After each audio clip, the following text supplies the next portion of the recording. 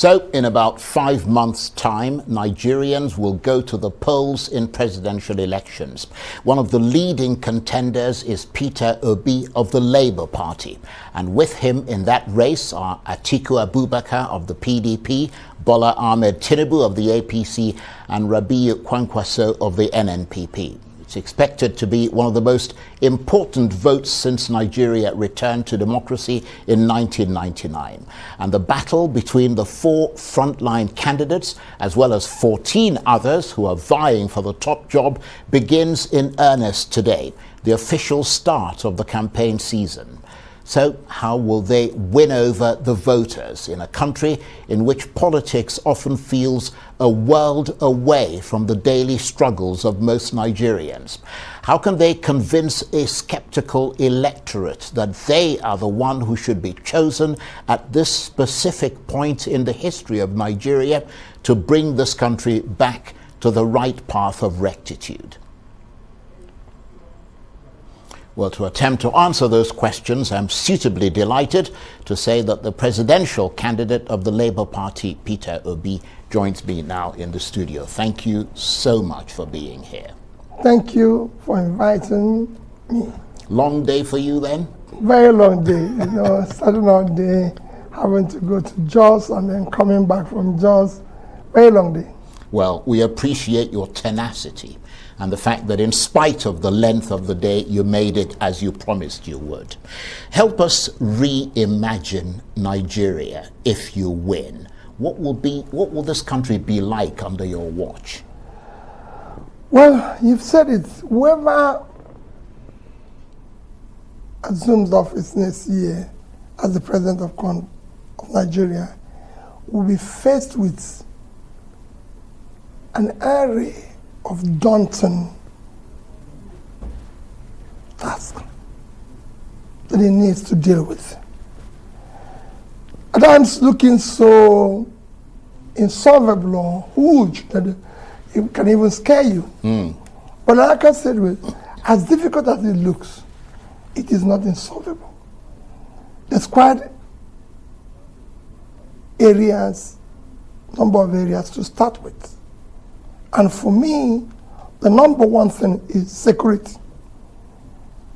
Security today is impacting on virtually all facets of the country. It's impacting what I can call the most important area you need to deal with ordinarily, your economy. Economy is in a bad shape. But unless you solve your security, you can't deal with that because it's impacting heavily on that. It's impacting on inflation, it's impacting on your ability to attract investments and everything. So that is the number one thing to deal with. Because if you deal with that, you can then start dealing with the other issues, which includes dealing with ensuring there's rule of law, under which you have corruption, law and order, bringing about a regulated environment that can attract investment. And then you move on to other things, dealing with the issue of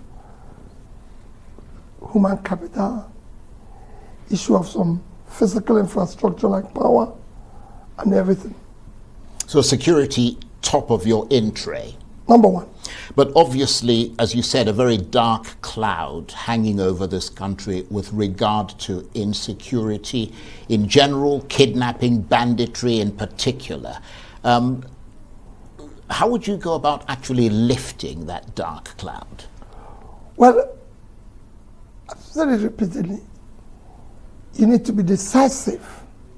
It is not impossible. There's quite a number of things which I can't disclose here that you need to put in place. Well, that's really what we want to talk about, isn't it? But among them yes, is multi-level policing, from local government to state to national. Looking at reviewing the entire security infrastructure security architecture. You need to deal with this. Be able to have appropriate manpower, appropriate equipment, training, support, motivation. There's quite a number of things. And I can tell you, it's something that I study every single day. I've met various arms of our security system, do a detailed study, compare it with other nations of the world, and imagining what to do. People will always say, that's the detail we want you to give. No. Once it's security, all I can tell anybody is that I should be held responsible. Right. We'll be decisive, we'll be precise, because I keep saying that is the most critical thing to deal with. If you're talking about the inflation today,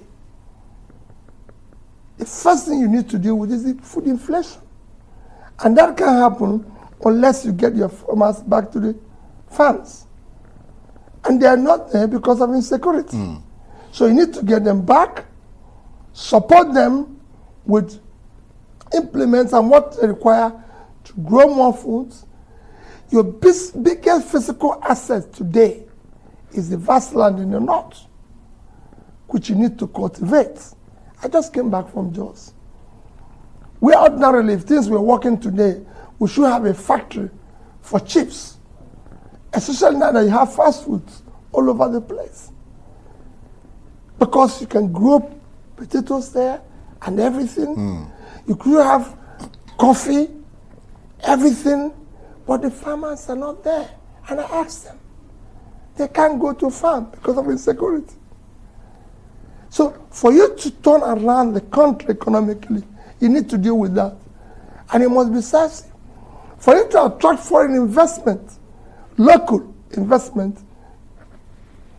you need to deal with that. Yeah, but obviously reforming the security agencies and the whole security apparatus will take time and is likely to be felt in the medium to long term. But it might not take as long as you think. I was going to ask you, in the short term, I can tell you, what would you do to bring measurable relief? You will be, as long as you're firm and decisive and deal with it firmly, the things that are happening here that you can deal with as quickly as possible.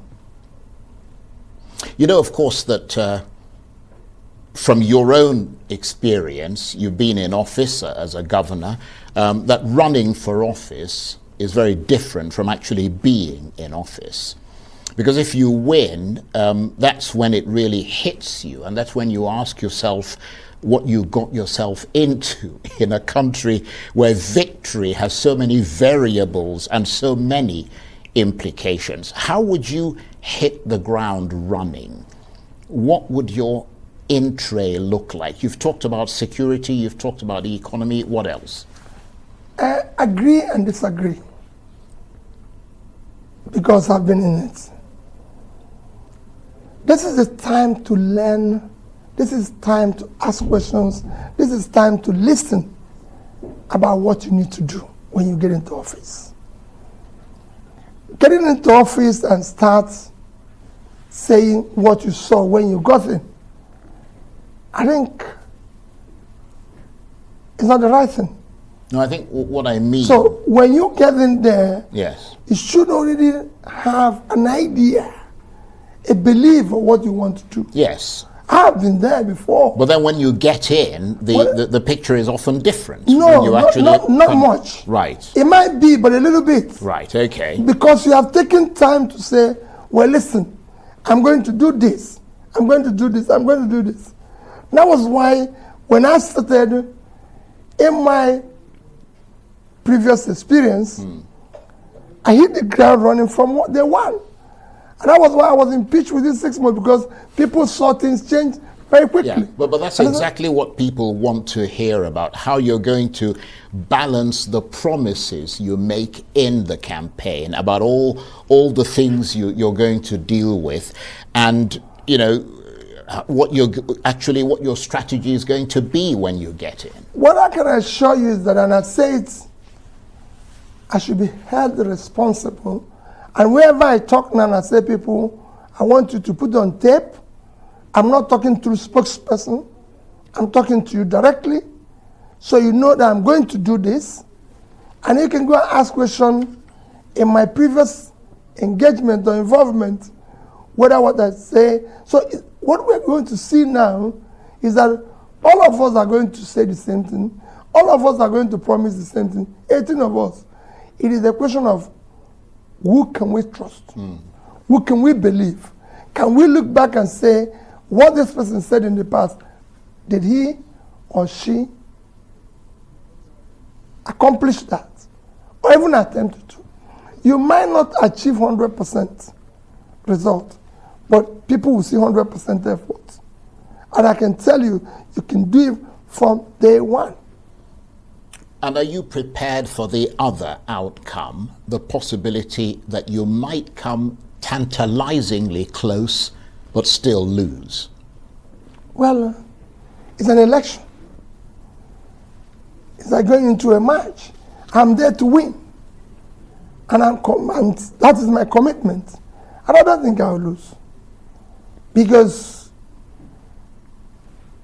there's quite a lot, and even, I don't think even God will allow me to lose, because he knows the suffering of the youths and young people in Nigeria. But on a practical level, if you end up not winning an outright majority in this election, which is possible, possibly even probable, because a lot of the polls are predicting a very close election, what would your next move be? Well, I won't say what my next move will be, because I think I'll win.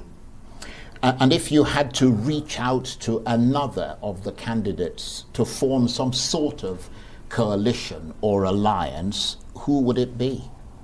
Well, I won't say that at this stage. The most important thing for me is that I think I'll win, because they need to start solving the problem of Nigeria.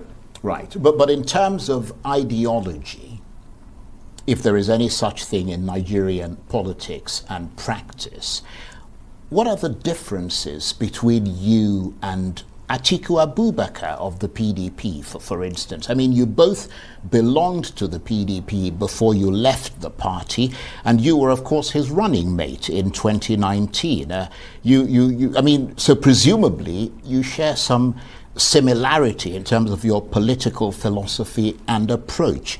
Why should Nigerians choose you in preference to him?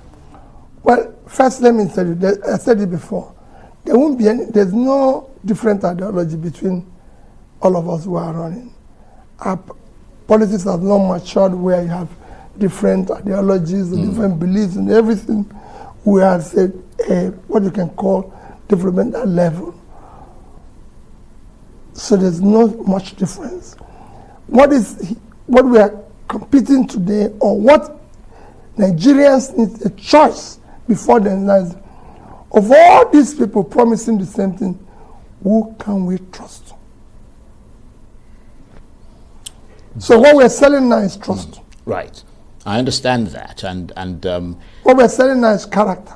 Did you not trust him when you were his running mate? No, I did. That was yesterday. That was the past. So I'm still asking. So for me, the past is gone. Right. We're dealing with the future, things that have gotten worse. And at this stage, I think I can solve the problem. Right. I don't want to go to the past. Okay, and the reason they would choose you in preference to him is because you're more trustworthy than he is. Is that what you're saying? No, in preference to all others. Right, including himself. That I believe that I'm the most qualified.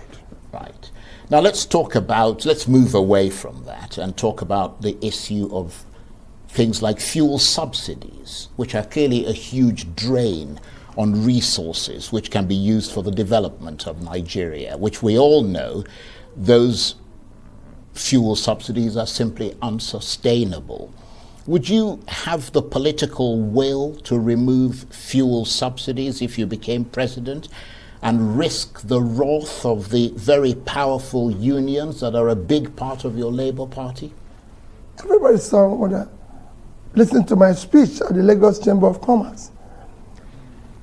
First subsidy, if you haven't heard it, let me repeat, is organized crime. 50% of it is corruption. And you can deal with it day one. The other 50% is for you to deal with it where you remove it, but you must offer an alternative. Another alternative is, what are you going to replace using the same resources? Nigerians are not totally against removal of subsidy. But what is there that you're offering if you're going to remove it? But I said in that we will, as quickly as possible, bring in private sector investments supported by us to build refineries, modular refineries, everything that is possible, and ensure that since it's for local distribution, sell fuel to them in Naira, the crude to them in Naira. If you do that over a period, I can tell you the price is not going to be as high as people can imagine. I've seen people bandit huge figures. It won't be. I've also done the numbers. And are we going to get a glimpse of what your manifesto looks like? Well, I mean, are you going to codify all of this into a document? I mean, there'll be many people who may not get to read. We're going to launch our manifesto very soon. Right, but can you give us a breakdown of its essence and the key takeaways from it? I mean, what would you most want to convey to the public from it? Well, for me, our manifesto is anchored on the Sustainable Development Goals. And key that is issues I mentioned before: security, uniting the country, ensuring that our cohesion comes back to what it used to be, issues of rule of law, law and order, fighting corruption, making the country productive, creating jobs. You can go on and on. But you don't have that manifesto yet, or you have it, you don't want to Our release manifesto, I can say today, is 95% ready. You mentioned it here, we just received from what you call, because we close with labor and TUC, they have what they call Charter of Demands, which we need to bring into our manifesto and ensure that the interest, which is critical, labor interest is critical, Absolutely. that we bring it into our manifesto and protect them.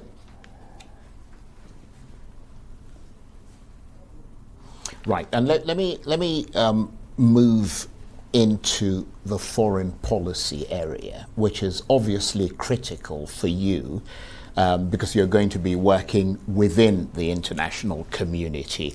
What shape is that going to take if you became president? Everything from starting from the regions, your commitment to ECOWAS, to the Africa Continental Free Trade Area, which Nigeria seemed reluctant at the outset to sign and ratify, partly as a result of labor unions. How would you qualify your commitment to something like that?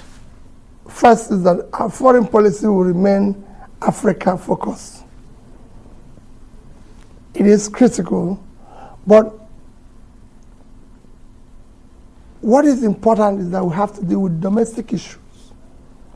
You need to bring about and turn around your domestic situation, make it robust and economically viable in order to be able to earn your respect internationally. As for issues of being involved with the Africa Free Trade and everything, Nigeria is signatory to it. I remain committed to it. Labour is not against it. Labour is against it because you're not productive. If you put in place what will make Nigeria productive, it is actually to our advantage. Where will anybody want to invest in Africa if not Nigeria? Because you have the biggest market. But it's a market that is today a place where you have the highest number of people, poor people. So your local demand is weak. Your productivity is weak. So you can't export. So you become uncompetitive. And that is the fear, because if you open up your borders, everybody's going to throw in, and you have nothing to sell to them. In the reality, we should be the one embracing that. So for me, by the time you move Nigeria from consumption to production, if we start cultivating our vast land in the north, Charles, where are we going to be exporting it to? Africa first. If we start turning around our manufacturing sector, where are we going to sell it? Africa first. So it is what we need to do is to quickly as possible put our economy in order, which will create huge jobs. And we're going to sell the products to Africa. And of course, an essential part of putting that economy in order is dealing with the rising debt crisis that this country is facing. How are you going to cope with that? That's going to hamstring you if you come into office. Yes. I've always said there's no problem with debts. It is what you use the money you borrow for. Yeah, but the money that's been borrowed now exceeds the revenue that this country has. If you increase the revenue, if you do the right things, you will increase the revenue, you will restructure the existing debts, and you'll be able to deal with it. There's nothing wrong. Nigerian debt today, even to those who are doing it, Nigerian debt today to GDP is low. Nigerian debt to revenue is high. So what you need to do is to work on the revenue side. And to work on the revenue side is very simple. Remove this country from consumption to production. You can't have a vast country like Nigeria of 260 million people living on 923,000 square kilometers of land. Our total export last year, Charles, even by the official rate, because they always argue with me when I use the other rate, is $47 billion. That is unacceptable. What are other countries doing? That is totally unacceptable. A country like Netherlands, if you minus water, is 33,000 square kilometers of land. Belgium is 30.9 thousand square kilometers of land. These two countries are just 64,000. In terms of population, Belgium is 12 million. Netherlands is about 17.5. Call it that two of them is about 30 million people. Total export 2021 is about 1.2 trillion. And 260 million people could not do living on 900. If you minus we still have 800 and something thousand square kilometers remaining. If you minus 30,000, our population is still about 180. And we cannot do 5% of the export. Come on. And our youth, very talented, energetic, all you need is invest in them. Very simple. Every other country of the world is doing it. If you invest in our youth today, if you train them, invest in them today, they'll change the world. All these boys you're chasing and say, yeah, you boys, are the talents you're missing that can change the world. They are your Bill Gates. They are your Bezos. All you need is to do. There's a lot this country can do.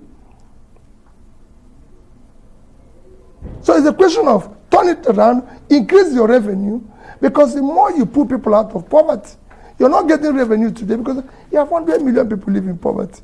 You have the highest youth unemployment in the world. The more you put them out of poverty, the more you get revenue. You can't go and tax people who are not doing anything. You cannot, because they're not productive. There's no income coming from that. So you have a problem. I think most people would agree with you that there is a problem. I mean, you mentioned this at the outset. The key issue here is the solution. And you're not telling us what the solution is that, what I'm telling you, you have to pull these youths out of poverty. Yeah, but how? What are you going to do? Very simple. You see, you just said about our debts. If those monies we borrowed were properly invested, we won't be where we are today. Yeah, but if they were not properly invested, which is what you're suggesting, because what would then consumed? Yeah, what would you then do to fill the gap? Thank you. The new resources you're going to get, whether borrowed or not, you invest it. Just let me give you an example. If I read a news recently which says Nigeria in the past 20 years have borrowed 225 trillion naira over the past 20 years. Let's say it's 200 trillion, which if you divide by 500 will give you about $400 billion, if I'm right. Tony Elumelu, his foundation, MD, told in this hotel, during a symposium or one of his events, said that for every $5,000 they gave out to an entrepreneur, young fellow, after 1 year, he or she creates 20 jobs. After 1 year. Assuming we had done what other countries of the world had done, decided to support these young people and spend a quarter of that $400 billion on them, $100 billion would have been, divide 5,000, would have gone to 20 million entrepreneurs. Assuming they created a quarter of the job, just a quarter of the job she said they will create if they give them 5,000. That is 100 million jobs. Who have not more than 2 or 3% unemployment today.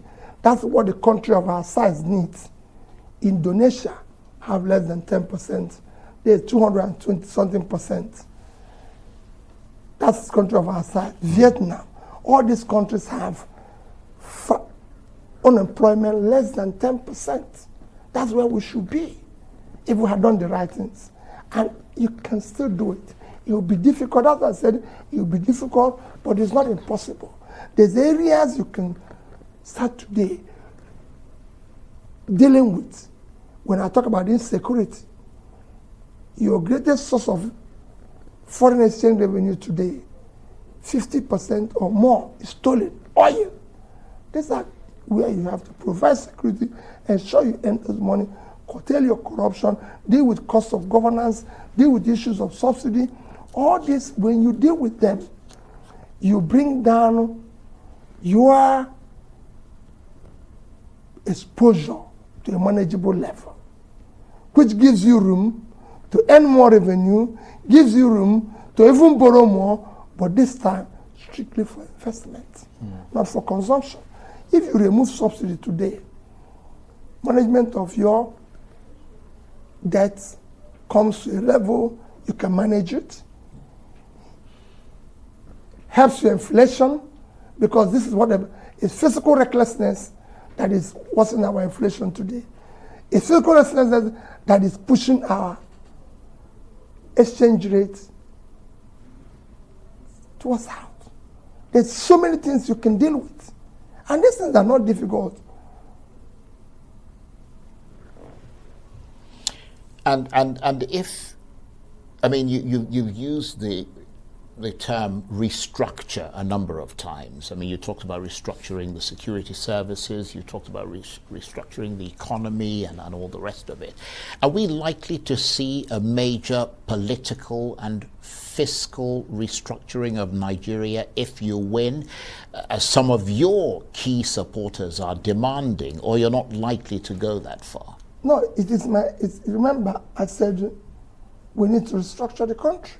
It is for the good of the country. But are we talking about constitutional Yes, it will be, but that will take time. Right. But there's one you have to deal with. Right. We can't wait to start pulling people out of poverty until the constitution is changed. No, it's like telling somebody that you're waiting, that they can't eat until no. Pulling people out of poverty, you don't need to wait for that type of restructure.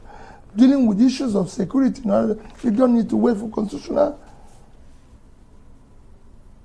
restructure. Those ones will happen. But they will happen. I'm determined. I believe in it. And it is for the interest of the whole nation. We will agree. We're not going to, it's not as if it's something I'll get in there and say, okay, this is going to happen. No. What you need to do is to bring a conversation, a dialogue that can make for the society. We're in a democracy. You're not going to rule by force or by fears, but by consensus. So you're going to start talking. People need to start hearing you. All this is I'm promising, you need to communicate it to the people. The people have to see visible, measurable movements. No excuses, no blames. It is not, the job of a leader is not blame, to be blame and blame. It's not to be given excuse, it's to provide a solution and solving problems. So communication is essential. Precise, but embedded with solving the problem and providing solution. Not to be blaming or complaining. It's not to you to say, oh, what I saw or what those people did before I came in. No. If those people were doing well, we won't hire you. We hired you not to remind us about the past. So the young people today want to hire me, not to start reminding them that they were jobless yesterday, but that I've started providing them job. We are now at 35% unemployment, 55% youth unemployment. So the next time I'm talking to them and telling them, yes, we've now gone down to 40, 45, we're going down to 45, 40, 35. That's what they want to hear. Not to remind them about the past, not to give them an excuse why it wouldn't happen. No, that's not the job of a leader. And you talked about this new Nigeria that you envision, where communication is an essential part of it, bringing all the disparate elements together so we can sit at a table and talk. Would you, for instance, be prepared to sit down and negotiate with militants and bandits and terrorists? No. Let me tell you, everybody, those who are agitating, those who are disagreeing, it first start by dialogue. It first start by discussing. No matter who, I will discuss with everybody so that you know when to draw a line and say, well, listen, we've tried to use this, we've tried to use it, it's not working. And that's it. So as a short-term stopgap measure for dealing with insecurity, you would sit down with bandits and terrorists? If bandits are not among the people I'm going to discuss. Right. Bandits are bandits. So you're going to hit them with a hammer? That's what I'm going to do with them. But I'm going to deal with it decisively. Right. Those who want to be discussed with will be discussed with. Those who are agitating, those who feel unhappy, those who are not these, My job is to bring them to the table. You're a leader. You must listen. You must learn. You must dialogue. That's why you're there. And you must communicate to the people. That's why they hired you. I like the word hired. Yes. That's an important word. That's what we're doing now. We're trying to hire the new CEO of the enterprise called Nigeria. So everybody now has to come with a CV and say, this is what I can do. And you have to communicate it to the people. Like I said, I'm saying it to them directly, not through proxy, not through spokesperson. So they can take notes of what I say, I will do. And when I get in there, see it visibly, measure it. And of course, in the process of talking directly to those people, as you put your CV to them and they interview you for the job, they will need to know about yourself. I mean, you're one of the front runners and one of the main players in this election. Who is Peter Obi? Just you know me. Well, not me, for the audience. My name is Peter Obi. I thought so. Everybody knows. My date of birth is known. They know where I was born. I was born in Onitsha. I was born, everybody knows where even I was born. In a place they call Waterside Hospital. It's known everywhere. I went to a school beside the Waterside called Santa Maria and St. Augustine, Mobanam. And I went to the Christ in College. I think I went to the same secondary school as you. I was there very briefly Yes, for a year. So that's it. So at least you know that I went there. Everybody knows the secondary school I went to. And then from there I went to University of Nigeria in Nsukka. Everybody that was in Nsukka when I was there, at least one word the other know there was somebody called Peter Obi in the university. And I left there and I've been part of other schools like Oxford, Cambridge and everything. So this is me. I'm married, I have 2 kids, 2 graduates, 1 girl, 1 boy, happily married, everything. And that's it. And talk to us about your route into politics and public service. Was that always an area of interest for you? Was that always what you had in mind when you started your professional career? I don't know how I got involved with that chance. Everybody knows my career. I was a trader, I was a businessman. I'm a wealth creator. I'm somebody who likes, I love trading. I love business. It's something I do every day, even till today. I like saying, okay, well, listen, if we do this, this is going to, and that's what I do. I consult and advise people today. But obviously, I can't do it again because I found out that the public space needs more people of character, integrity, competence, capacity, commitment to do the right thing. Because if you get it, you deal with one of the greatest problems of this country today. It's corruption. So when you're talking about where are you going to get the money, if you reduce the money people are stealing, if you reduce waste, you're going to deal with it. Charles, we're the only OPEC country that is not producing our quota, apart from Venezuela. Because of what? They have sanctions. In our own, is because of stealing, because of all sorts of things. And you know that nobody can steal oil unless you are powerful or you're involved with government. And I can tell you, look at the laws. In July